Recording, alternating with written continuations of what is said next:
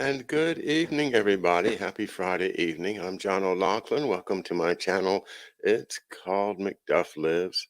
Adjust this light a little bit. It's a little bit bright there in my eyes. And get this there.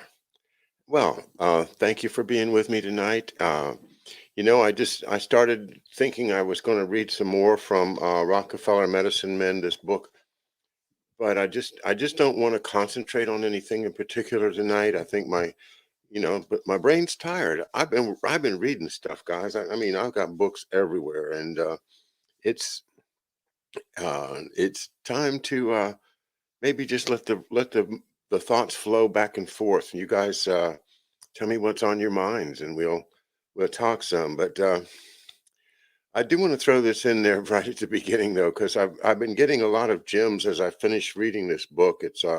It's called Rockefeller Medicine Men by E. Richard Brown, written in 1979, and it really nails it, I think. Here's just, you know who Frederick T. Gates is? He's the Baptist preacher that became the manager of John D. Sr.'s money, and also John Jr. And you run into him in the context of all the horrible things that they did in the Amazon. This great book by Gerard Colby and Charlotte Dennett. Charlotte Dennett is a friend of our friend Andy Craig, and one day I will hook up with her. She has a book which I really want to read and get together with her. It's this one here called The Crash of Flight 3804, in which her dad was killed in a very mysterious situation. He was a CIA guy.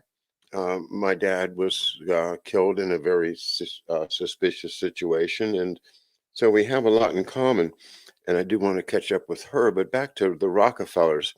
This is a quote about Frederick T. Gates, and he is the guy that hooked up Rockefeller with the medical community and started the Rockefeller. Uh, um, well, what became the Rockefeller University, but it was the Rockefeller Medicine. Can't think of the exact name of it, but you know what I mean. The Rockefeller. Uh, Rockefeller Institute for Medical Research. There you go. June 2nd, 1901, New York newspapers hailed the founding of the Rockefeller Institute for Medical Research. So, Frederick T. Gates, a Baptist preacher turned money manager for the Rockefellers, is in charge of creating this institution. And it's a research institution. It's pure research. It's not teaching. It's not, not a college, and it's not treating patients. It's nothing but research. It's a new thing. It's modeled after the Pasteur Institute in Paris and the Robert Koch Institute in Berlin, which are two very important institutions in the history of where we've gone from, from ancient times to the virus theory of medicine. And that, of course, is an outgrowth of the germ theory of medicine. Anyway, let's just do this quote and then I'll get back to say hi to you guys. Typical of Gates, his enumeration of the accomplishments of medical science places the relief of human misery after the promotion of the quote forces of civilization unquote.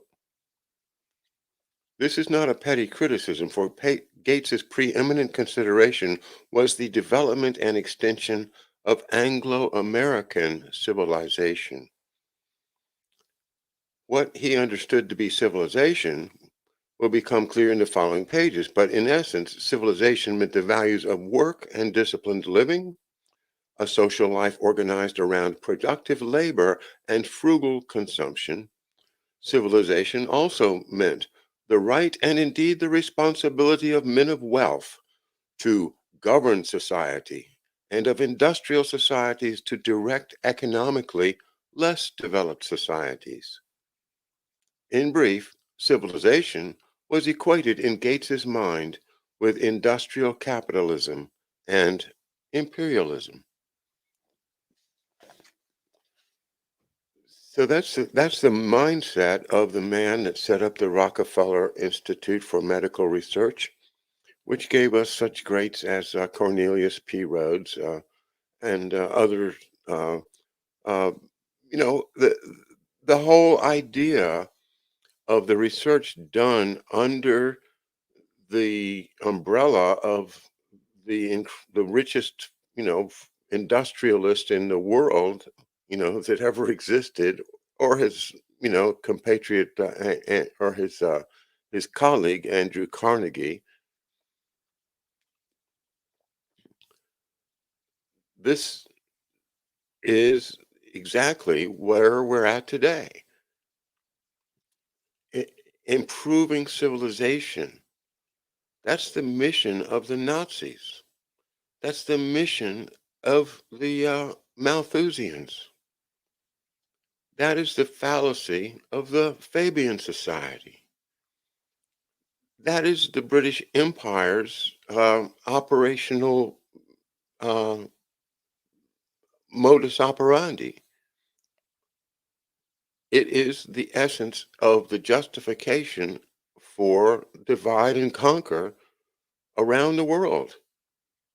It is that, hey, we are appointed by God. And John D. Rockefeller thought he was appointed by God. He said so, that God has given me this wealth in order that I can manage it as I think fit for the benefit of all humanity.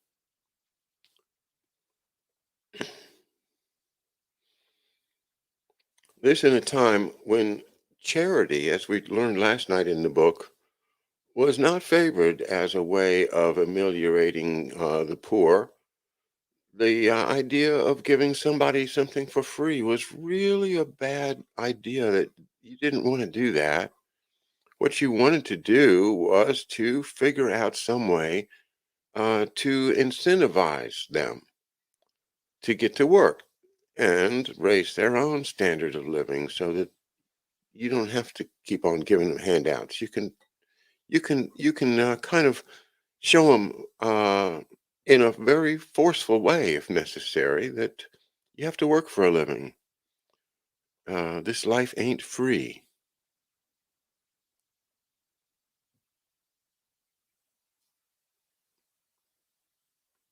All right, that's my opening rant. Now let's see what you guys are talking about. I'm going to go back to the top. Cheers to you, Robert Kovacs. Yeah, I hope it's fun, Christy. Hello, Melissa. And Corky's here, eking away. Um, how? I don't know how. How now? Oh, okay. How now? Wow. And no, we're not going to go with the cow. Um, well, maybe, sure. Why not? Moo. Um, your husband is in a grouchy mood. Okay. Oh, Baker, thanks again for your often list putting my links up there. I do appreciate it, and all the other great stuff you do. Corky is here. Ezra, Tom. Morning to you, Tom, and shouts Zaganostra. I love that name, Zaganostra Nostra. Um, David Underdown, Charles, and Corky. All right, let's see. You guys all see the Mueller report on redactions today. No, I did not, Baker. I'd like to know what you're talking about. Frederick T. Gates bringing medicine to China for Rocky. And yeah, not only that, but the whole idea of using religion as a way to get at their resources is just a horrific story. It's told in this book, Thy Will Be Done, by, uh, by Charlotte Dennett and Gerard Colby. And I haven't read this whole book. I think I read a little bit of it to you one night, but it's one of those things that, hey, I'm a slow reader, so I'm probably taking on a lot more than I should already. Um, but I want to make these books at least known to people, so you can study more. The way that the Rockefellers took over all so much of South America, Central America, by insinuating preachers into their tribes and make they would make these preachers into incredibly good linguists, and then they would have the language of the native Indians, which how many varieties of those languages were there. But by specializing in that way, they could win their trust. And what do you see now? You see very few of those original people still living. If they're probably all assimilated in some way by now, there's few left, I guess. I don't have the expertise to tell you, but I know it's bad news for any indigenous people anywhere in the world right now. Yep, the Rockefeller Institute for Medical Research. That's right, shouts. Hey, Kathy Sue. Hey. Um, they screwed Stone over, almost charged Trump Jr. with WikiLeaks password something or okay. Here's the release.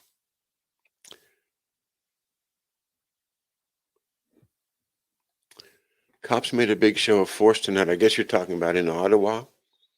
And it in my opinion, it's time for the truckers to claim victory and go home and live to fight another day if necessary. But look at all the success they've had, and like you see in Colorado, they have lifted the mask requirement for children. In New York, they're lifting the mask requirement. Lots of success in Europe, and all this good stuff is happening. It has to be because of the truckers. That's why the governments have decided to start letting off the pressure. There's no other reason that they would do it. And the truckers really now are vulnerable. They're very vulnerable sitting there in the middle of the city. They could easily get kettled in uh, and violating of various ordinances and fines and everything, and get their darn trucks seized and even locked up. It'd be a shame, but I don't think that they can win at this point. So I think they have already won. So once again, I am calling for the truckers that have made this incredible victory to now take that victory and take it home and celebrate and be ready to do more another day. Um, let's not turn this into some type of a siege that where people start getting hurt.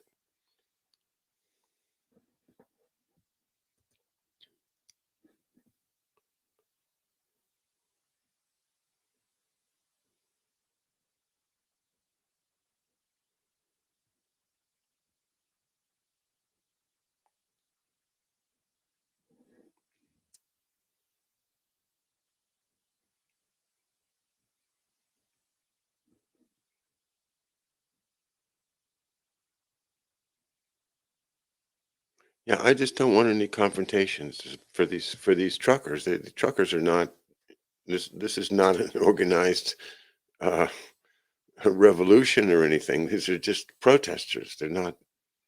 You can't take over the capital city of a country. You just can't do that.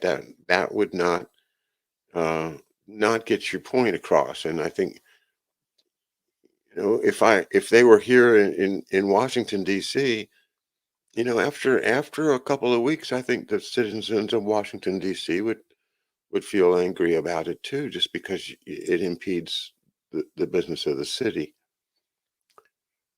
But honestly, I'm more concerned about the the overpowering ability of the state to just crush these folks and use the media to turn them into bad guys. They've already tried to slime them with all kinds of labels, like extreme right wing or, and we know that that's not true. Well, they are in control of the media, not us. So once again, I don't see a way to get anything out of staying any longer. There's another way. There's other ways to make the point.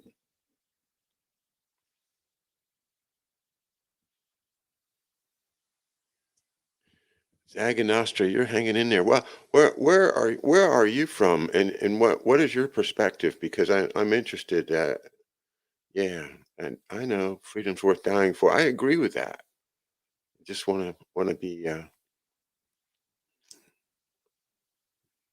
It's like I think it's like when I used to try a lot of cases, right? In court, you you got to know when to sit down as a lawyer. You're examining a witness, and the witness gives you something. Well, you could get excited and say, "Oh, let's ask another question. Maybe he'll give me something even better."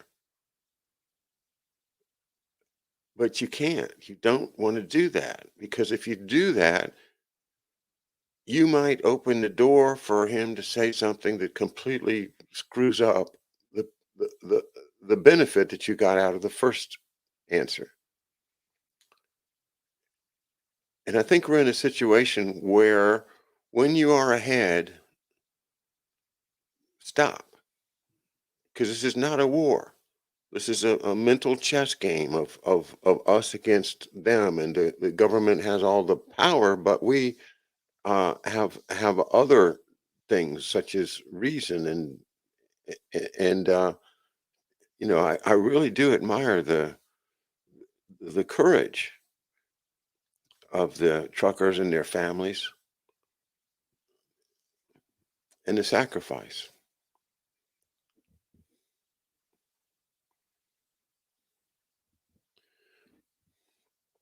Well, Zag, you say it's a war, and I say it's not a war, and I say don't ever let it be a war. It's like what Putin was saying.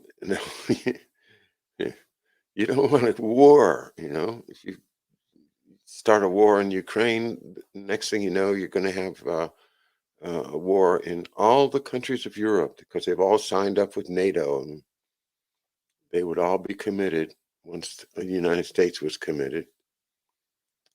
And he's right. These stupid treaties, that's what started World War One was treaties.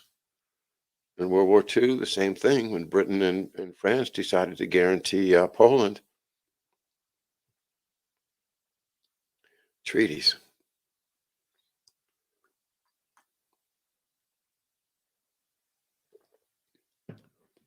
Yeah, civil disobedience, and that's great, but these guys' entire investments of their lifetimes often in these vehicles. I hate to see them get confiscated. And then what would happen? They get replaced by truckers from some other country.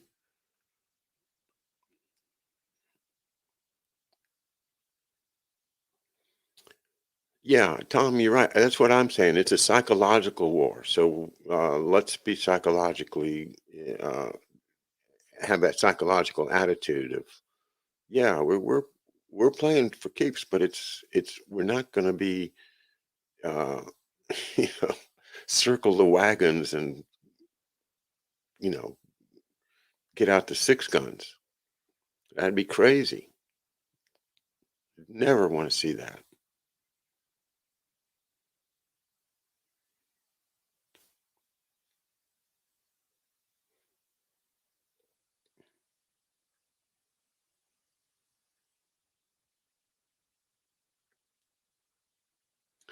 Watch the flight radar. You'll know it's a war. Is that so, Baker? Can you see military flights on the flight radar? I look at it sometimes for the civil stuff, just because I'm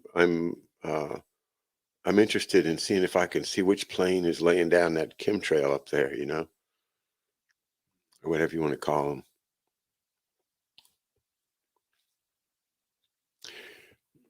I will give you my updated thoughts on the contrail chemtrail uh, thing. Th-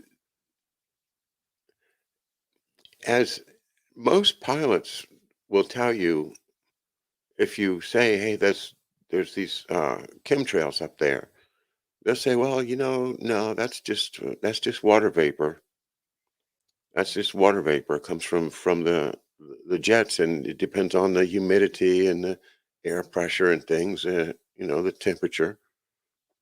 And sometimes, you see it, and sometimes you don't. But it's all really about the weather, not about anything that we're putting into it. There's no chemtrail button on the dashboard where you push, psh, and they spray the poison. No,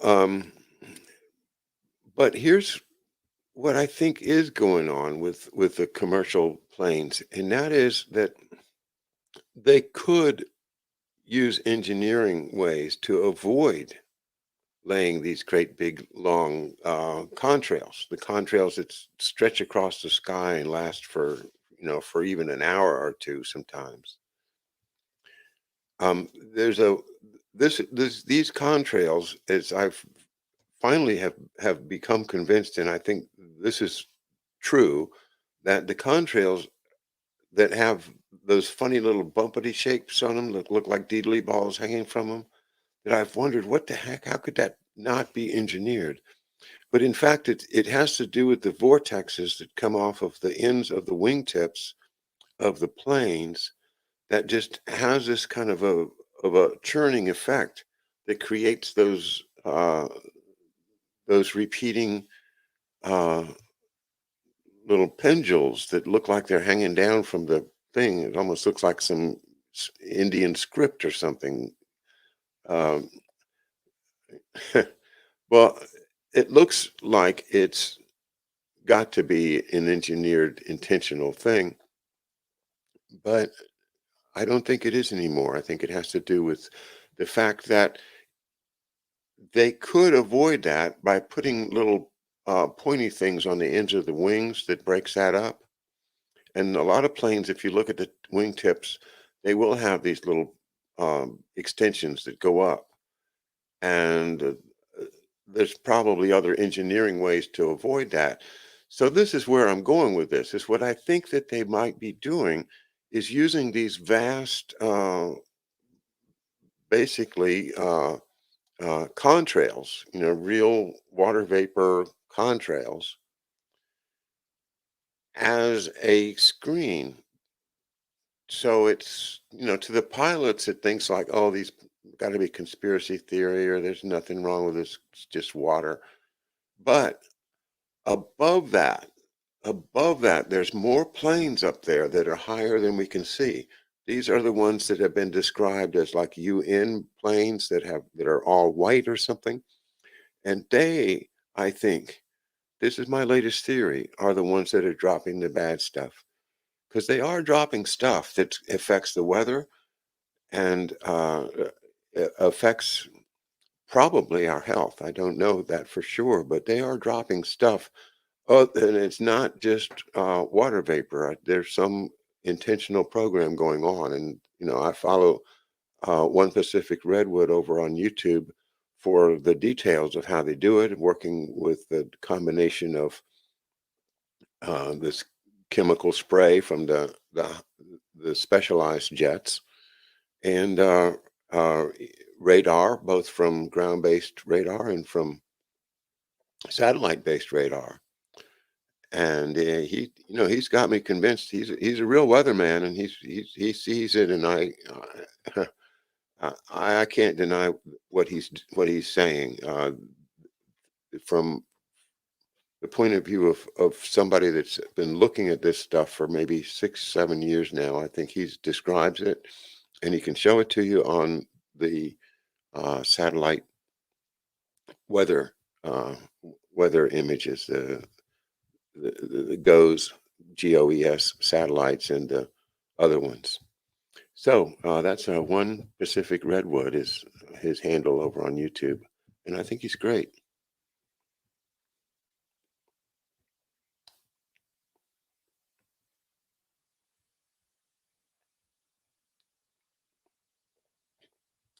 Yeah, aluminum is what I believe. That's the scary part, isn't it? Do you think it's nanoparticles of aluminum, Charles? That's what you get that from what's his name? Uh, oh, the guy that's uh, I don't know. I can't remember. I was 4 or 5 years ago. I was into the chemtrails people, and I started weeding it down. The only one that I really think is good right now is One Pacific Redwood, and also Florida Skywatchers is good if you ever look at them. To understand it all, look at Enkidu's work. It's geoarchitecture in German, so it's Geoarchitectur, I think.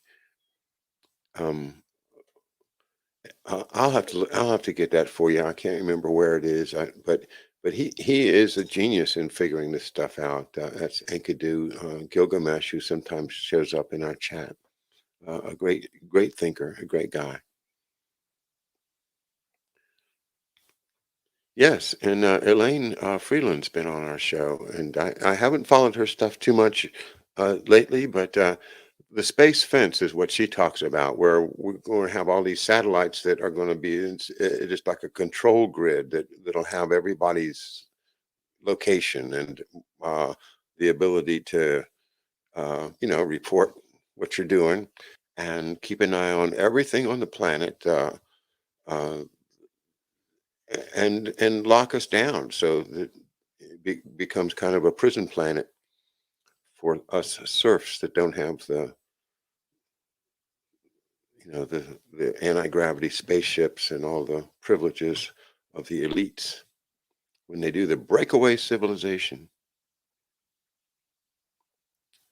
Corky's got one, Mr. MBB333. I don't haven't seen that. Is that on YouTube, Corky?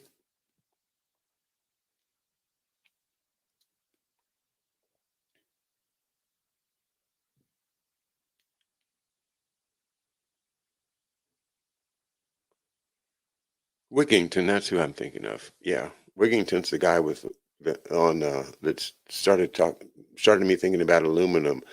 And then you have rainwater sampling. A lot of that, Jennifer Jensen, who's one of our original Ospreys. She is also a strong follower of the chemtrail phenomenon, and she um, is into the rainwater analysis. And who just put it up there? The strontium, barium, and I guess it's strontium, barium, and aluminum, right? Yeah. Uh, Quinones, hello. How are you? Hello. I haven't seen you before. You're welcome. Good to see some new folks here.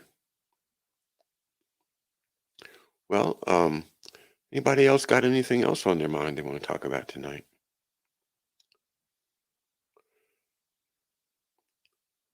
Timothy Judd's here. Yeah.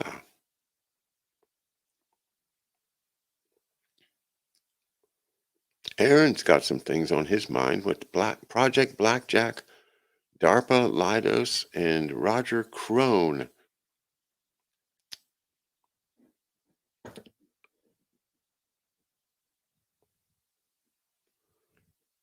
Tim, you got doing a lot of playing these days. I'm so glad to hear it. I had a couple of gigs before Christmas, but I haven't. I'm just not in the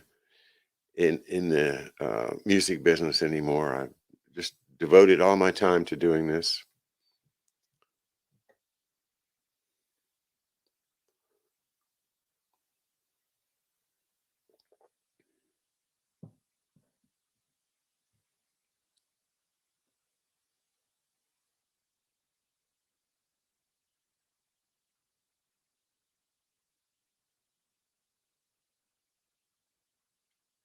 You mentioning some Disney films there, folks, and I know there's that one which is just so amazing where they've got uh, this.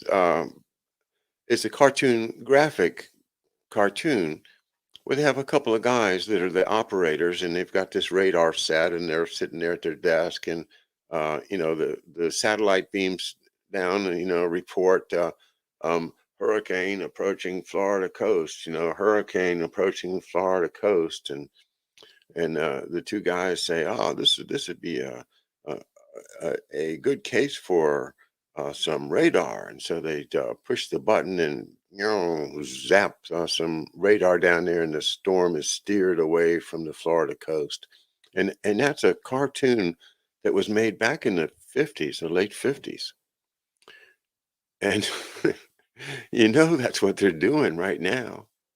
That's what they're doing. it- they have the hurricanes come over in hurricane season. They come across from Africa, and they hit into the Caribbean, and then they are going to take up one or of any four or five different paths, into the Gulf or not into the Gulf. But suppose that they head towards Florida. Well, if you take a big, powerful hurricane into the coast of Florida, you might knock down a whole lot of high rises because they got high rises all up and down the coast there. And who owns all those high rises?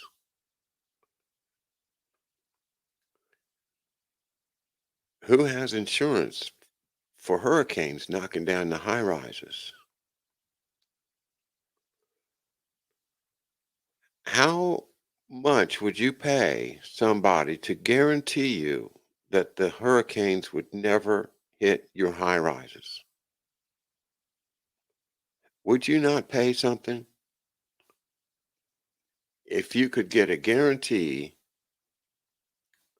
that those hurricanes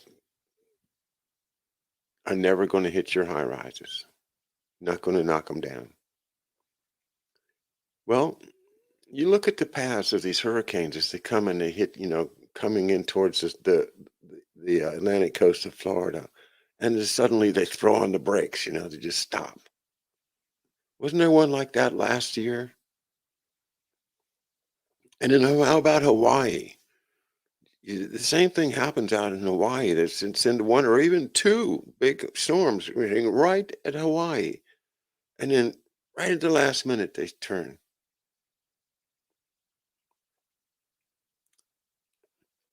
So one Pacific Redwood talks about um, weather derivatives as a market like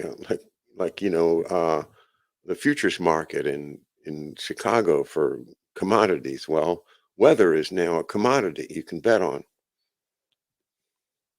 Who would believe such a guarantee? Well, I would think that if you could see how the satellites and the radars are able to do it, all you got to do is know the right person.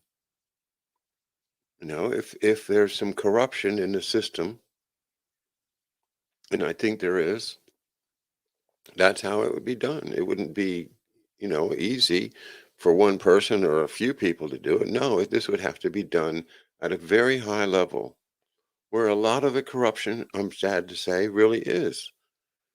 The corruption starts at the top. Corruption is always starts at the top. If you are living in an empire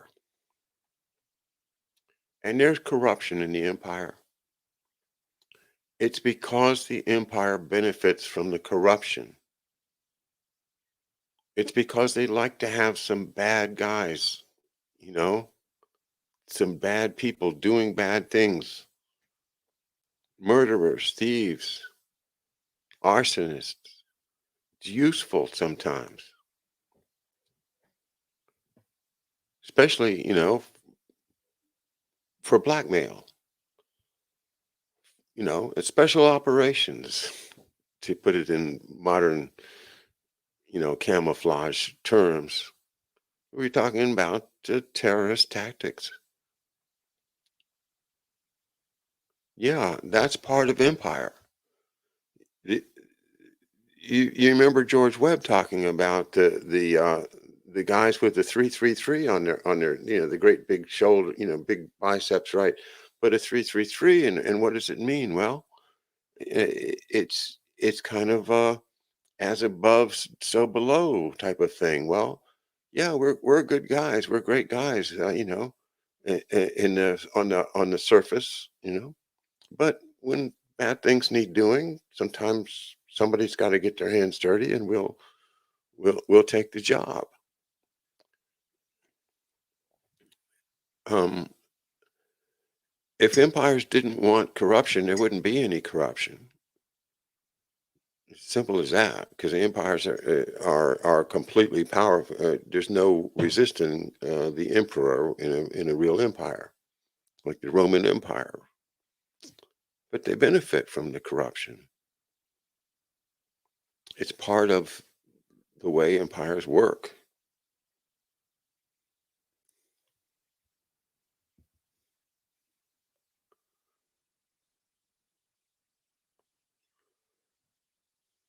Method for controlling hurricanes. Okay, yeah. Well, if you look at one Pacific redwood, you can see how he can show you the actual radar transmitter, and you can see like a pie shape cut out of a rainstorm. There's no question that they're using radar or some type of electromagnetic uh, beams to change where the water falls.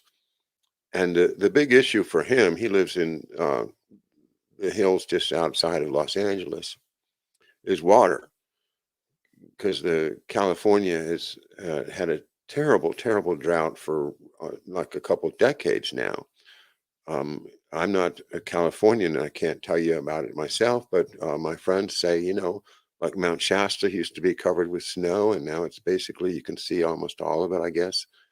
Things like that uh, make Southern California into a bit of a tinderbox, and these fires may be related to the fact that they're not getting enough rain to soak the forest.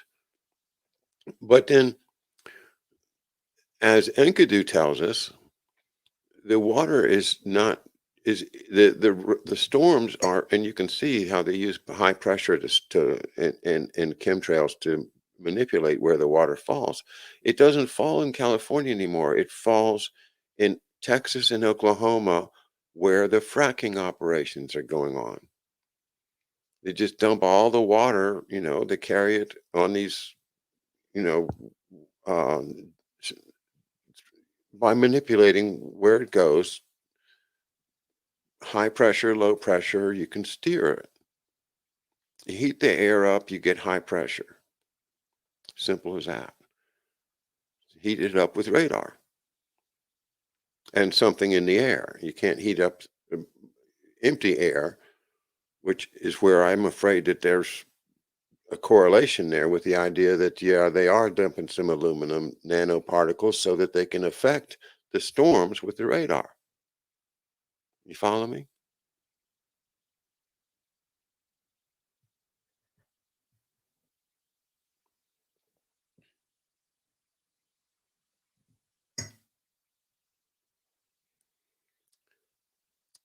Yeah, I agree about the crops, Robert, but I think what it really is the incredible thirstiness of fracking operations, and they wanted to dump all that water into the. You look at a map of all the fracking operations in Texas and Oklahoma, and see that the rain that doesn't fall. If you look at one Pacific Redwoods maps, you'll see, although they don't get any rain, the rain is carried across them and across Arizona and dumped into Texas. Uh, And that's just one of the things that you can see if you follow his work.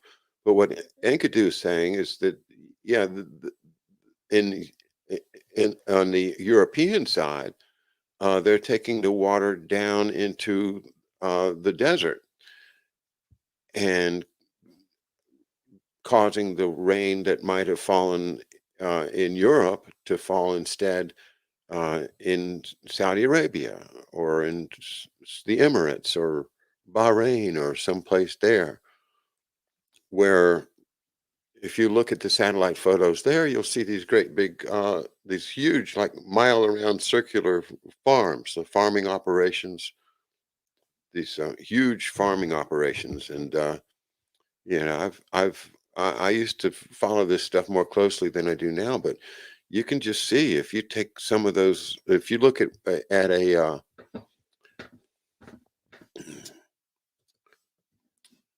see if I can get one for you.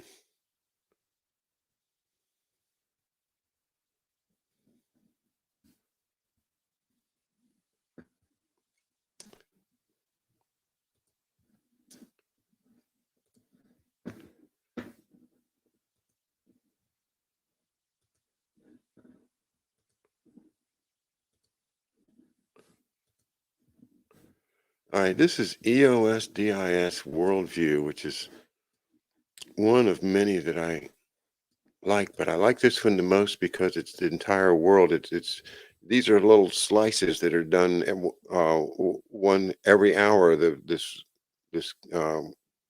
satellite flies pole to pole and takes pictures. So that's why you have different little slices that are stitched together.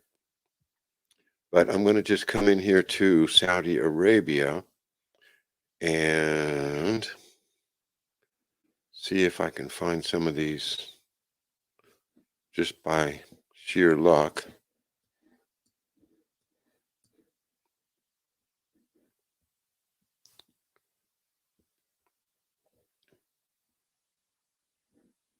Let's see.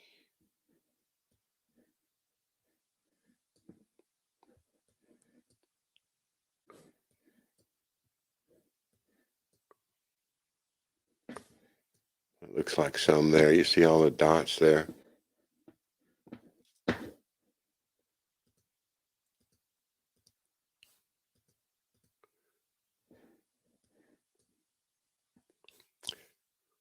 Anyway, so there's a whole bunch of them up there. Um, and there's other batches of them. There's like even, like a couple there. Look at all of these here. Look at this. Look at that. You see what I'm saying? Where is all this water coming from? Do you think maybe they discovered an underground river? Or perhaps they learned how to drill deeper and found some water down there? Um, Maybe, but what Enkidu is saying, and I think he's pretty smart guy, is that this is all being made possible by the transportation of water through the atmosphere from one place to another, and in this case, being dumped in such a way that they can go into some underground reservoirs that are feeding these huge farming operations.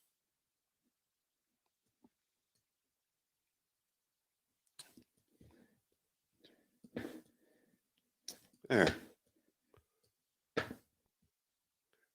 and I don't know how big those are, but they're pretty big, like maybe a half mile across or so. So you guys aware of that? Now that's this is desert farming, and then fracking is the other thing. It takes this huge amounts of water, and water is the most valuable thing. You can spend as much on water as you can on gasoline anymore.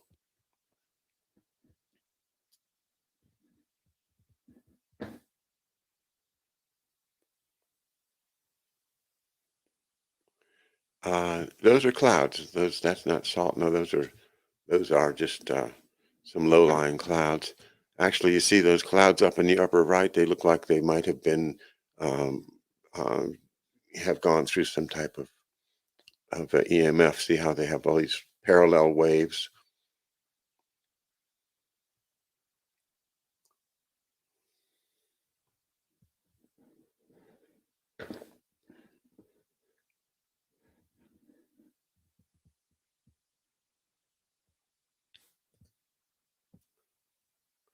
So,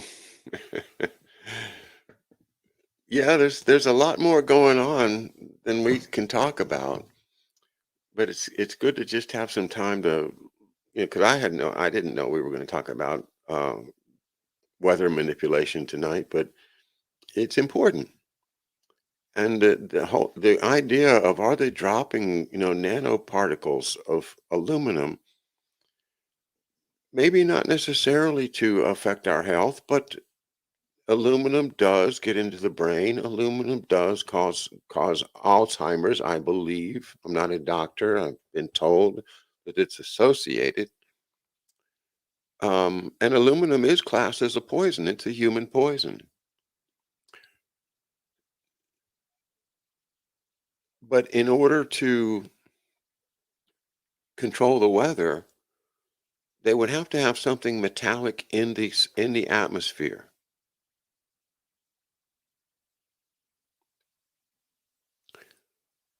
because radar is not going to just send air molecules around, because air molecules are stable. They're not ions. They don't have an electrical charge. That's why they want metal, because metal is going to be energized by the EMF, and that means heated up. And when you heat up the mass of air, you create a high pressure uh, system, and that high pressure system is going to steer any water that's in the atmosphere. It's going to steer it. And if you can, with your radar, determine where you're going to put the high pressure, where you're going to put the low pressure, uh, you're going to be able to get pretty good at it. The more satellites you have in the sky, and the more radar on the ground you're willing to use, knowing that radar is not bad, not good for humans.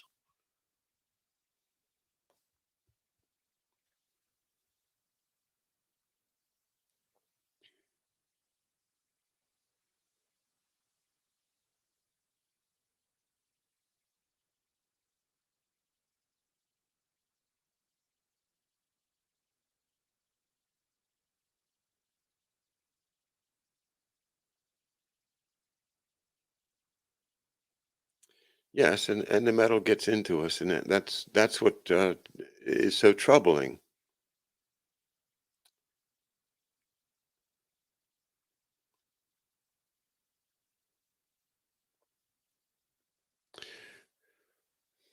Well, I'm going to be back with this book some more next week, because I we need to understand the background of the Rockefeller Institute for Medical Research, because that's where all of this virus and vaccine theory comes from. Do you understand what is called the germ theory of medicine?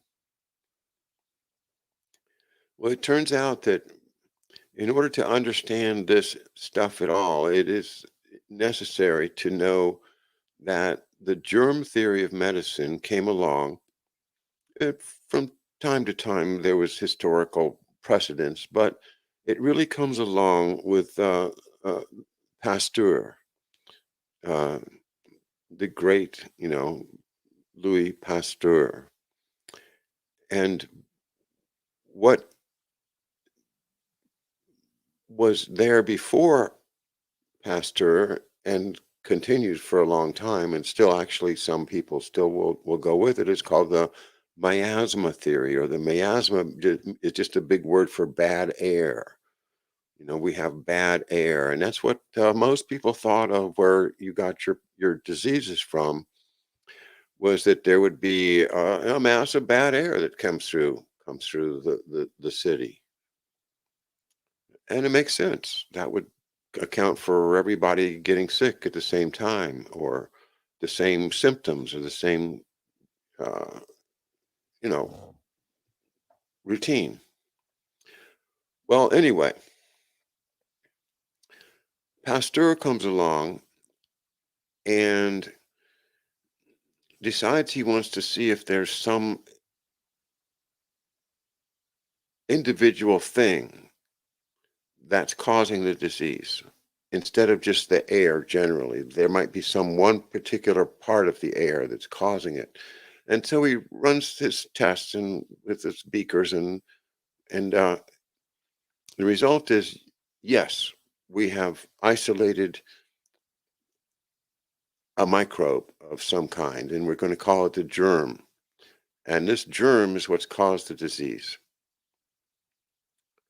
And in another, in Germany, they had the Koch, Koch, and there's still the famous Koch Institute, Robert Koch Institute. And he goes on further looking for the germ,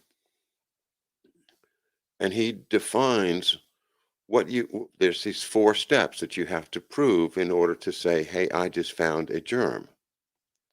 What's at stake here is people are looking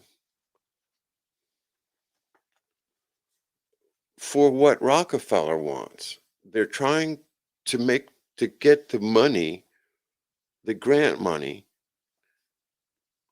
that's being offered by Rockefeller or another one of the elites, not to improve health, but to improve science. And and that's why medicine is no longer what you always thought the doctor, that friendly doctor was going to look at you and treat you as an individual and, you know, even maybe give you a pep talk if you're down, uh, give you a little advice about how to handle your little sister or, uh, just a good person, a mensch, you know. But then you get to this idea that the elites had that the best thing they could do to with their wealth would be to improve civilization. And how would they improve civilization best would be to create institutions that would help them learn how to improve humanity. And the reason is not because we want to have better poets or learn, how to do more mathematical equations or anything like that. The reason is to keep the workers healthy, to keep the mills running,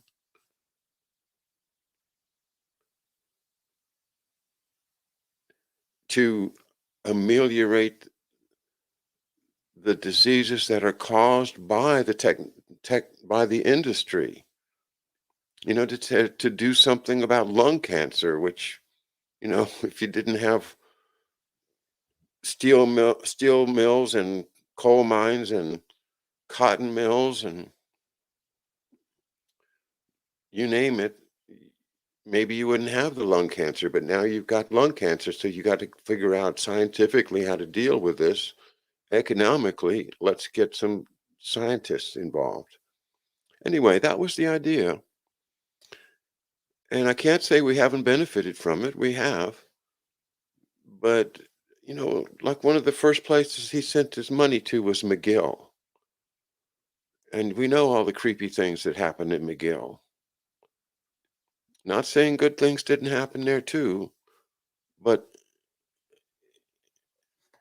to get back to where we started tonight,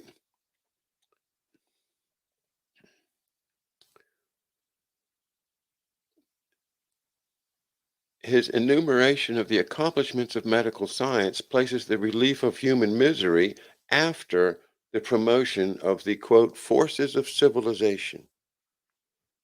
So it's kind of like the white man's burden, and they're willing to do evil things to some people in order to benefit the human race in the future. At least that's their theory.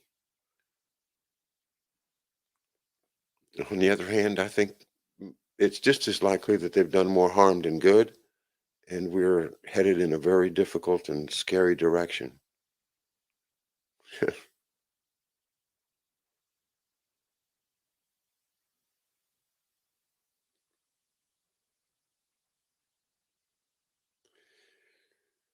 Yeah, yeah, Christy, you're right too. I mean, there's a racial component to a lot of this political hatred that's going on, and we can't let that happen. It's astonishing to me how people that I would have thought would be completely against any type of racial commenting whatsoever would be willing to think of insane things like this, this whatever it's called, critical race theory, and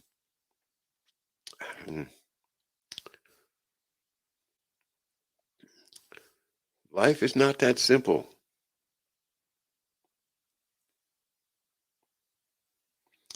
We're living in the hangover phase of bad behavior. Well, okay. I hope we're going to sober up soon, folks. Well, hey, I enjoyed kind of hanging out with you guys tonight.